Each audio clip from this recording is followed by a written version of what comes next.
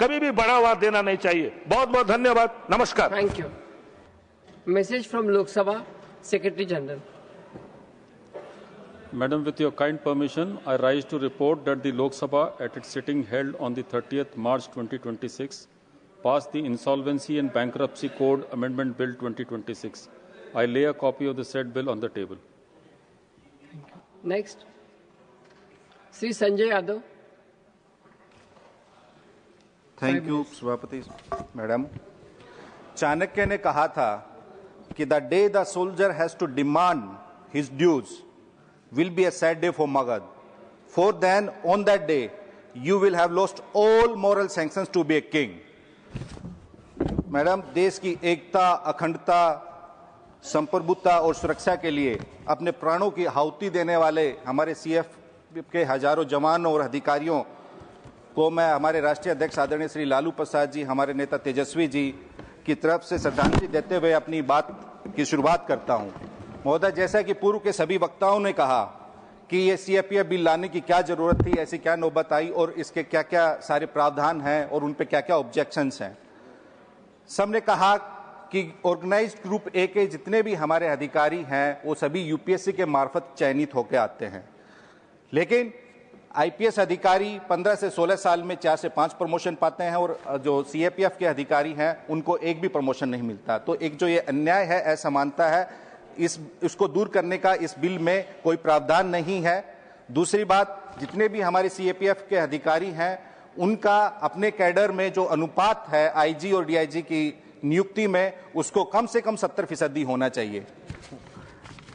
Madam, क्या सरकार जानती है कि पिछले 5 साल में 4663 जवान और 166 अधिकारियों ने अपनी शहादत दी है और पिछले 5 साल में ही वीआरएस लेने का जो इंक्रीमेंट है सीएपीएफ में वो 25% बढ़ा है। वो क्यों बढ़ा है? वो प्रमोशन नहीं होने की वजह से बढ़ा है, क्योंकि प्रमोशन नहीं होने की वजह से अधिकारियों के मनोबल पर असर पड़ता है। क्योंकि एक कैडर के अधिकारी अपनी कंपनी की ताकत, भावना, दर्द, पीड़ा, अपेक्षा, चुनौती और वास्तविकता को दूसरे कैडर के अधिकारी से बेहतर तरीके से समझता है। हम आईपीएस के विरुद्ध में नहीं है, लेकिन वो जो पेरेंट कंपनी है, वो जो कैडर है, उनको उनका अधिकार मिलना चाहिए। मैडम, अब ये हमारे जवान और अधिकारी सीमा पर भी लड़े, आतंकियों से भी लड़े, कोर्ट में भी लड़े और इस सरकार से लड़े, और जब उनके अधिकार देने की बात आती है तो ये सरकार पीछे पीठ मोड़ के खड़ी हो जाती है। उनका अधिकार कौन देगा? मैडम, वैसे तो प्रधानमंत्री जी कहते हैं कि जब भी आपको कोई सीएपीएफ का जवान या आर्मी का जवान दिखे तो आप उनका ताली बजा के स्वागत कीजिए। खाली स्वागत करने से तो उनका भला नहीं होगा। आप इनके जवानों की शहादत पे फूल चढ़ाने से तो उनका खाली सम्मान ही होता है, लेकिन आप एक दिन साल में जवानों के साथ दिवाली मना लीजिए तो क्या उनका भला होगा? नहीं मैडम, एक दिन उनके साथ त्योहार मनाने से भला नहीं होगा। हमने उनके लिए ऐसी नीतियां बनानी होंगी कि उनका हर दिन एक त्योहार जैसा लगे, क्योंकि उनके भी बाल बच्चे हैं। मैडम, जब जवान सीमा पर सीना तान के आगे बढ़ता है लेकिन जब उनके हक अधिकार देने की बात आती है तो ये संसद और हम लोग सब पीछे मुड़ जाते हैं।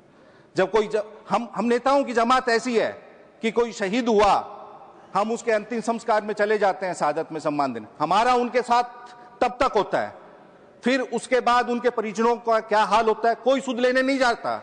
उनके दुख, दर्द, पीड़ा को कोई नहीं जानता। वो खून के आंसू नहीं, उनकी आंखों से खून टपकता है। हमारा साथ नेताओं की बिरादरी का तभी तक होता है। हम खाली फोटो खिंचवाते हैं, वो भी इसलिए कि एक पक्ष का नेता वहां चला जाता है तो दूसरे पक्ष का वहां जाना मजबूरी हो जाती है। हमारी यही उनका साथ है। क्या होता है, वो आपका जैसा संजय सिंह जी ने कहा, पोर्ट, एयरपोर्ट, हर जगह जाते हैं। यहां भी आप ऊपर देखिए, वही जवान है, लेकिन जब हम वहां उधर जाएंगे, यही मार्शल हम लोगों को उठा के बाहर भी पटक देंगे। वो सरकार का इतना साथ देते हैं, लेकिन सरकार उनका साथ क्या दे रही है? नहीं दे रही है। वो अपने एक अधिकार, छोटा सा अधिकार मान रहे कि आप हमको टाइमली प्रमोशन दे दीजिए हुजूर। वो टाइमली प्रमोशन भी नहीं दे रहे, आप उनका डिसेबिलिटी पेंशन भी नहीं दे रहे हैं। वो भी सीएपीएफ के जवानों का तो डिसेबिलिटी पेंशन भी टैक्सेबल है, और इसी सरकार ने, एनडीए सरकार ने 2003 में उनकी पेंशन भी बंद कर दी थी। पेंशन बंद करने वाले भी यही है और प्रमोशन रोकने वाले भी यही है। अब वो एक कहावत है, मारे सिपाही नाम सरदार का, काटे बाढ़ नाम तलवार का।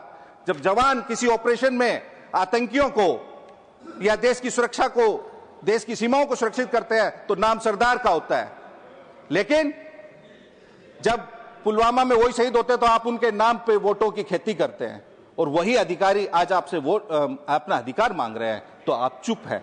नहीं, ऐसा नहीं होगा मैडम। बस मैं अपनी एक बात कहूंगा कि सरकार के लिए ये अधिकारी और जवान एक नंबर, एक वर्दी और एक ड्यूटी नहीं होना चाहिए। उनको भी एक मानवता के आधार पर, इंसानियत के आधार पर उनकी मांगों को समझना चाहिए, सोचना चाहिए। हमारा सरकार से हाथ जोड़कर निवेदन है कि सरकार एक जंग अपने आप से लड़े। बस मैडम मैं समाप्त कर रहा हूं। सरकार एक जंग अपने आप से लड़े और जवानों को जिताए, उनका हक उन्हें हक से मिले, सम्मान से मिले और तुरंत मिले। इस बिल को सिलेक्ट कमेटी के पास भेज के जितने भी स्टेक होल्डर्स हैं उनसे बात करें और उन जवानों की मांगों पर सहानुभूति विचार करें। शुक्रिया madam. Thank you. Dr. M. Thambidurai, 9 minutes.